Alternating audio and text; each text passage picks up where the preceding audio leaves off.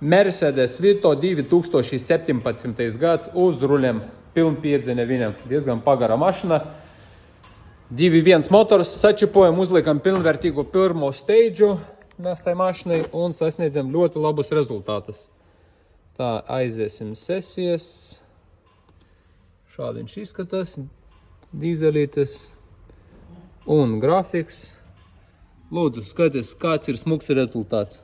143 bija, tagad 189, gandrīz 190 un griezē 443, tagad 568.